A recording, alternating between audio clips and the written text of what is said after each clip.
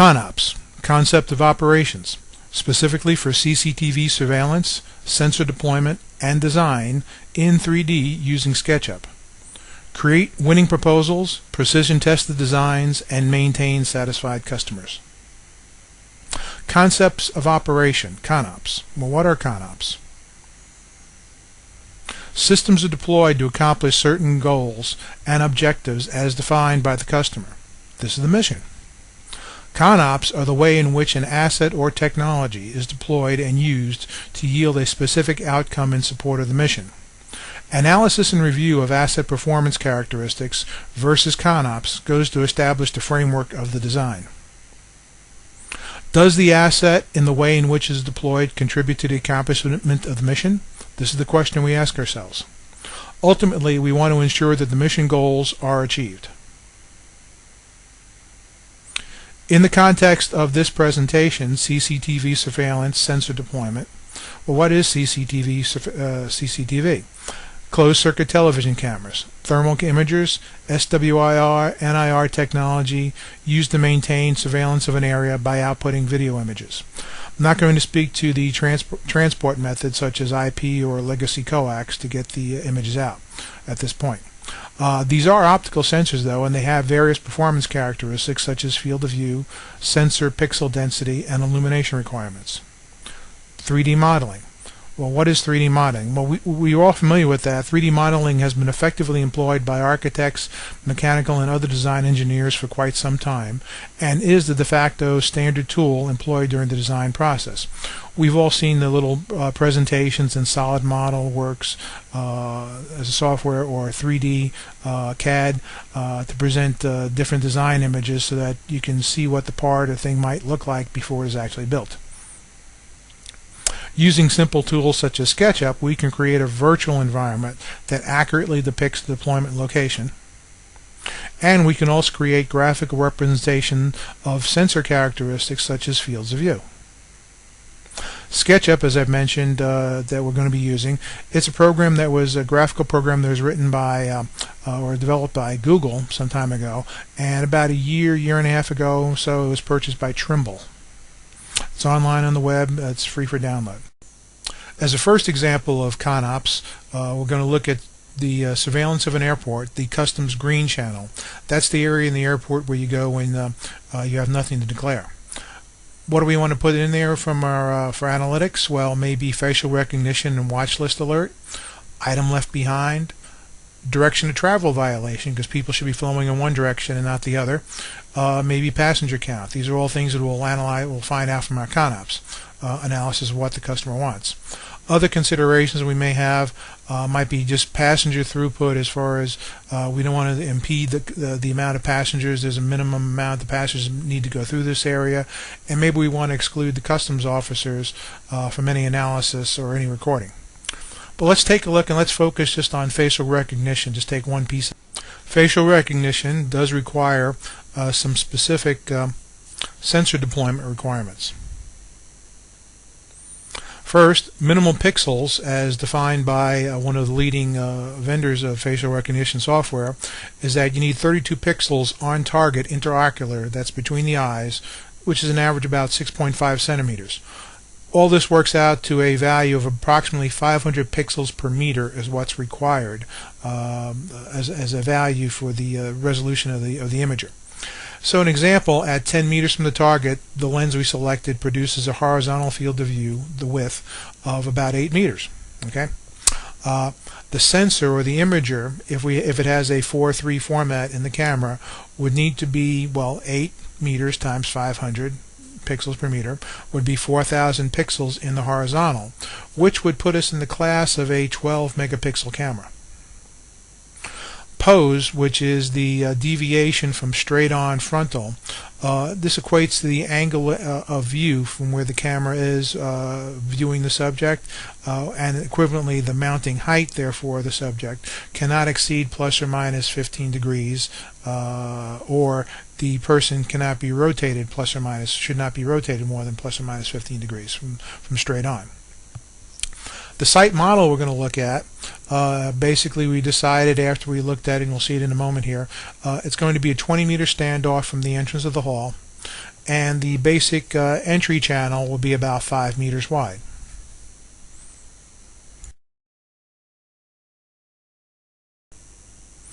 Okay, and now here we have the view of the entry channel. It's not any one specific customs green channel. It's just sort of representative of all the different ones I've been through in my travels internationally. You always see the sign, customs nothing to declare, and there's a green sign, so it's called the green channel. This is all created in SketchUp. You see I can select the wall over here, move it out of the way. It's just a component that I made in SketchUp. Very easy to make. Now, like for the example of doors, those are just components that were available in SketchUp. There's actually available for download. You can modify them a little bit and then just drop them back in place. Stanchions, again, just a component that's available in SketchUp. You type in the word stanchion, and other people have made models of stanchions, and even the people, the bags, all the items that you see here for the most part were already pre-made by other people out there, just other people working in SketchUp doing various modeling type functions. Mention the people, and those were all authored by other folks, and I just downloaded the models. But one thing I did add in here is I did put some scaling to them, so I can show that, for example, the little boy over there is about 1.3 meters, the young lady there is 1.69 meters, and the young man there is about 1.93 meters. That represents the range of, typically when you say I want to see have different subjects at different heights to be seen by a system, that typically represents the low range to the high range. The 1.93, which is about 6'3" US, that's up to the 95th percentile as far as height is concerned. Okay, but it gives you the range there, and that's one thing you can do is validate if you're going to achieve the heights that you need to achieve in a specific model.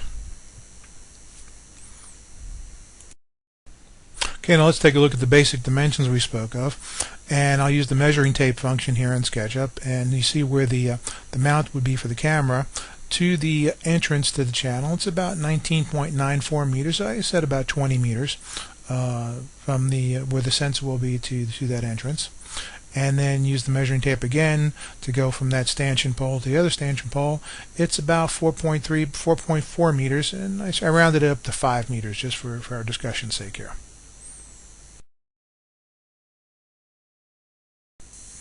We're going to talk about camera lens selection, and what I've decided on is a 1/3 format imager, a 4:3 format, and there's so many different calculators out there available, but what you find if you plug the numbers in, that to get a 4.8 wide, remember I need that with horizontal field of view, 3.6 high vertical field of view, about 18 millimeters focal length, so you use a 15 to 50 varifocal megapixel lens at 20 meters, and there are specific megapixel lenses, but that's a different discussion. Given the requirement for 500 pixels per meter that we had before, plug all those numbers in the calculations, you find out that a camera in the range of at least 5 megapixels would be required. Down below I have a little diagram of it.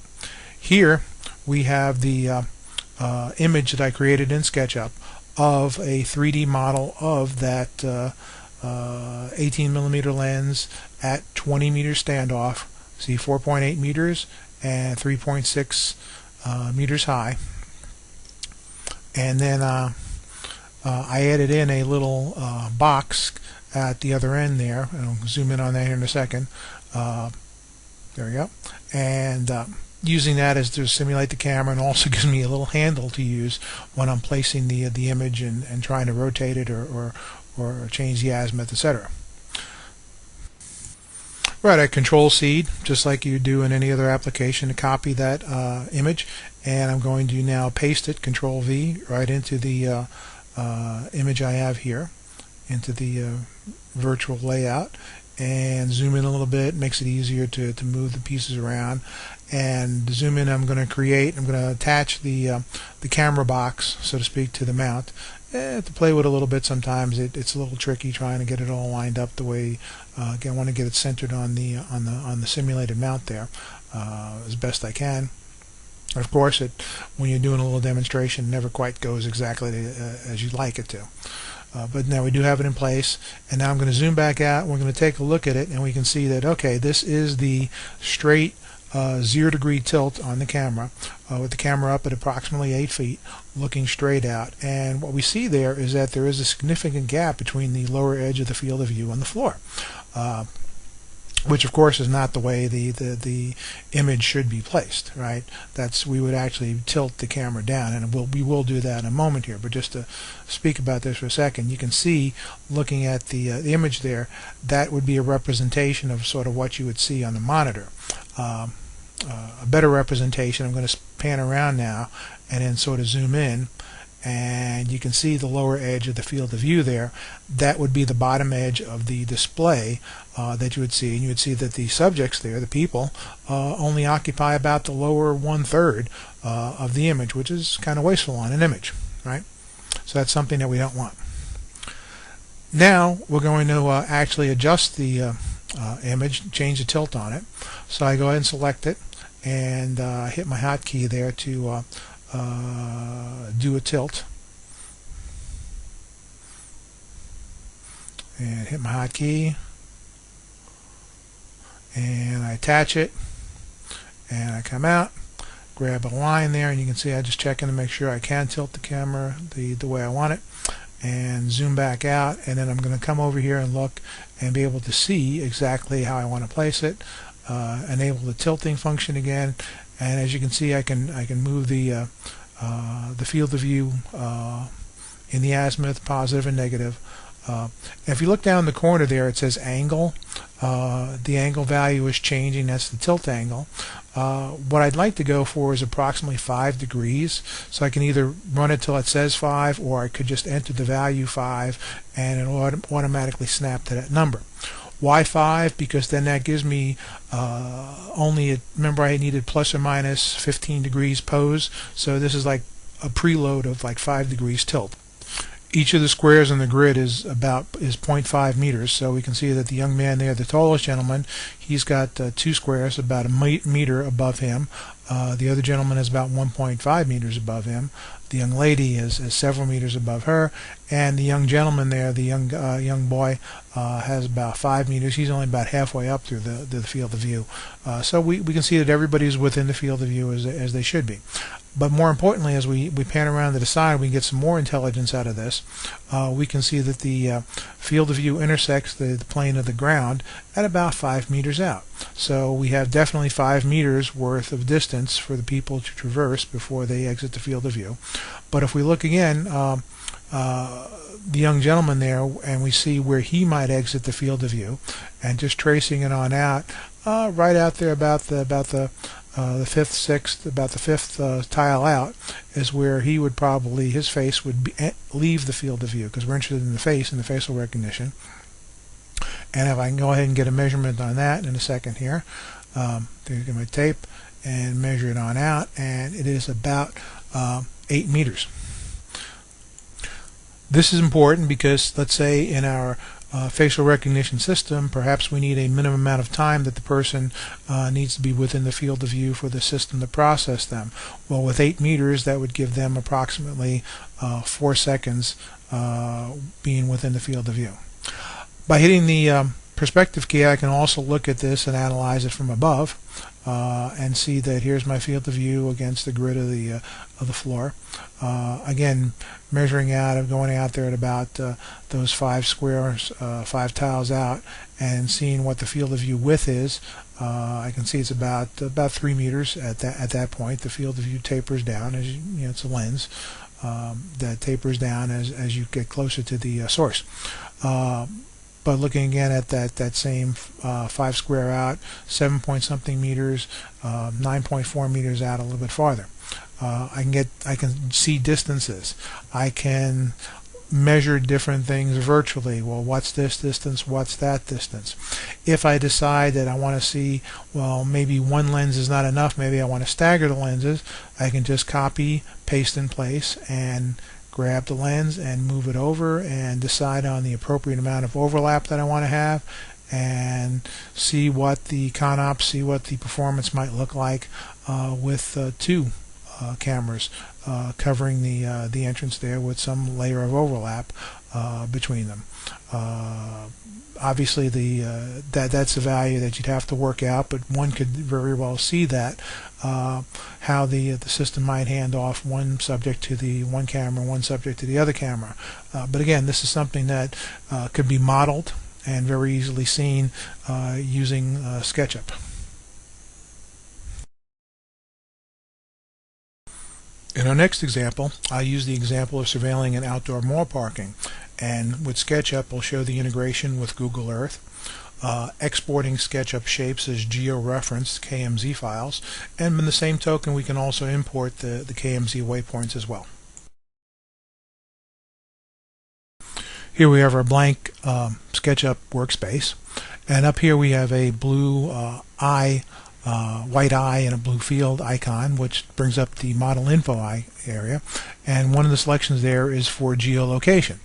If I click on geolocation and add location, what that does is it shows the integration between SketchUp and Google Maps. Earlier, I'm from Florida, Orlando, Florida, so I typed in Florida Mall. Up there in the address field line, I just typed in Florida Mall, and it zeroed in on the Florida Mall there for me and gave me a nice representation of the Florida Mall from Google Maps. I then select the region that I want to import into SketchUp and drag that on out to extend it, and just hit click on grab, and it automatically imports that selection into my location. Again, go in there. I only got half the mall that time, so now when I get the other half of the mall, just reposition the image, select region again, and open them up, and then click on grab, and boom, it'll import and automatically seam it to the other selection. You can see there says USA, Orlando, Florida, and it gave me the longitude and latitude. And as I zoom in here, you can see there's no seams. It automatically aligns everything the way it's supposed to be. So let's position everything here the way we want it to be, and let's maybe focus in on just this one area here, this one building. And then look over here at this other shape that I designed. Here's a pole, 6-meter pole, with 2 PTZ enclosures at the top. Control C, copy it, and then just Control V, paste it, just as we've done before, directly into the workspace. And you can see the pole there, deciding where I want to put it. And let's actually, maybe the best place to put it is over here in this grassy area. Well, it looks like a grassy area, you know, that's at the end of the parking strip there. Position it in place there, and now I want to align the azimuth of the arm, so I'm going to zoom in a little bit here and grab it in a second there and align the arms so that they're facing north and south, or I could make it east and west, whichever you prefer, but I can do that very easily there. Okay. Next I'm going to do is, and I can see that I'm placed where I want it to be. Then next what I'm going to do is come up here and show another lens I've created, and a lens shape I've created over here, and that's just a standard 1/4 inch CCD lens for a PTZ camera, set to about 8 millimeters, and looking out to about 75 meters, right? And if I do, it'll have the field of view as shown, about 33 meters in the horizontal and about 45 meters in the vertical. 45 in the horizontal and 33 meters in the vertical. Control C, copy, and then paste him directly into the workspace. There we go. I need to zoom out a little bit here and reposition the component so that I have the camera box that I created nearest to the pole, so I can grab him and drag it down to attach it to the pole. So I zoom in again and do some fine positioning. May have to zoom in a little bit more, but the SketchUp's pretty intelligent. It'll automatically snap things if you have them in the right perspective. Hit my hotkey here, and I'll bring up my rotation tool, and now attach it to the lens field of view, and make sure I can rotate. Now I'm going to zoom on out, and so I can see exactly where I want to position the lens. reposition everything here, and then I can hit my key and rotate and put the lens looking at the parking area there, right down the front of the building if I want. If that might be one way to do it there. Control V, because it's still in the clipboard, and position that lens there, rotate them around, grab the camera box and zoom in and do the same thing as I did before and attach it to the PTZ enclosure at the top there. You have to zoom in a little bit. Sometimes they say you have to zoom in a little bit. Sometimes it gets a little tricky, so you have to get in position just right. And if you don't zoom in to the right level, like I said, it'll automatically grab. But of course, when you're doing a demo, you don't always get it right. Okay, I think I've got it this time. Grab him on there. He's attached, and then attach to the lens. Make sure I can rotate, and then zoom on out again. And then I can go ahead and position my lens however I decide is the proper way. So they want it looking out here into this area of the parking lot. Well, it's PTZ, and have it looking wherever I want. Or maybe I want it as a default looking down the side of the building there. But in any event, what we have when we're all done is a 3D representation of the two fields of view of the lenses and the camera pole, the PTZ pole itself. Now, to show the integration with Google Earth here, there is a button up at the top here, and after I get it positioned here, there's a button up here. It looks like a little ball, a little green. Click on that. It says show in Google Earth, or preview in Google Earth what this looks like. Those other lenses over there are ones I was working on earlier, but it automatically exports those shapes into Google Earth as KMZ files. So this is a Google Earth display. Google Earth is free, and KMZ's is the markup language for Google Earth to show waypoints and different things. It directly exports those shapes there, and you can see the fields of view, you can see the camera pole, and of course in Google Earth you have a lot more resolution to see the parking lot images. 3D model benefits. Okay. So what do we see? After capturing the ConOps, we created a site model to use in the selection and definition of the required sensors. It helped us out a lot. We were able to place the models of the sensors within the virtual environment to test the ConOps and the achievement of the mission goals. Were we seeing the people the way we needed to see, the proper fields of view? Were people being seen, throughout a sufficient area of travel? Mentioned about 8 meters, and if you're walking at 2 meters per second, that would give you about 4 seconds to the field of view. We're able to measure those things. We could rapidly test new ConOps to achieve requirements or suggest improvements. As you saw, I could just drop in another lens and we could overlap them to see if that's something that we might want to do to make things work more efficiently. We can try to develop and test potential product improvements. As we're working with the sensors in the virtual environment, we might be able to identify shortfalls in sensor performance and say, if the sensor worked this way or that way, if there's some improvement here or there, we can capture that information, test it, and then pass all that information on to engineering to try and get products developed that just improve the product line, improve the performance overall, and of course customer satisfaction at that point. We've seen that it's a powerful tool to present proposals to customers and quickly gain acceptance, so that with the KMZ export and just in general, it's a visual aid to let people know what's happening. Lastly, again, you can use this to create graphics of use case scenarios for sales and marketing because this presents the value proposition in a graphical form to the customer. If this presentation has been helpful, or if I can be of further service, please email me at mstrong591@gmail.com, or please reach out to me on LinkedIn.